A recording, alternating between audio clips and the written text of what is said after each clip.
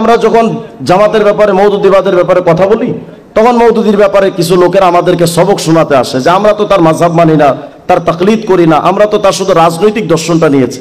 মওদুদির রাজনৈতিক দর্শনটার সাথেই ইসলামের সংঘর্ষ। ওলামায়ে দেওবন্দের সাথে প্রথম যে যুদ্ধটা মওদুদির, তার মধ্যে অন্যতম হলো মওদুদির রাজনৈতিক দর্শনের সাথে ওলামায়ে দেওবন্দ এবং ইসলামের কোনো সম্পর্ক নাই। যেমন মওদুদি তার ইসলামের ব্যাপারে একটা ব্যাখ্যা করেছে, ইসলাম কাকে বলে। আমরা তো জানি সূরা আলে ইমরানের 19 নম্বর আয়াত, সূরা মাইদা 3 নম্বর আয়াত, ইন্না দীনা ইনদাল্লাহিল ইসলাম, যে আল্লাহর কাছে একমাত্র গ্রহণযোগ্য দ্বীন বা ধর্মের নাম ইসলাম। আল ইয়াউমা আকমালতু লাকুম দীনাকুম আতমামতু আলাইকুম নি'মাতি ওয়া রাদিতু লাকুম ইসলাম আদ-দীনা। ইসলামটাকে ধর্ম বলা হয়েছে কোরআনে কারীমের মধ্যে, কিন্তু মওদুদি তার তাফহিমাতের 1 নম্বর খণ্ডের 74 নম্বর পৃষ্ঠায় বলছে, लेकिन हकीकत यह है कि इस्लाम किसी मजहब का और मुसलमान किसी कौम का नाम नहीं है, बल्कि दरअसल एक इनकलाबी नजरिया मसलक है।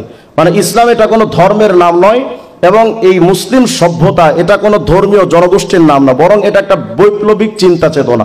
তার মানে তারা ইসলামকে শুধু বুঝে যুদ্ধ করে সংগ্রাম করে ইসলাম প্রতিষ্ঠা করা। আচ্ছা আমাকে বলেন, এই যে বক্তব্যটা ব্যাখ্যাটা মওদুদি দিয়েছে, এই বক্তব্যটা কোনো সাহাবায়ে কেরাম দিলেন না তাবিঈনে কেরাম দিলেন, আইম্মা মুজতাহিদিন, সালফে সালিহিন, মুআররিখিন, মুফাসসিরিন, কে দিয়েছে এই বক্তব্যটা?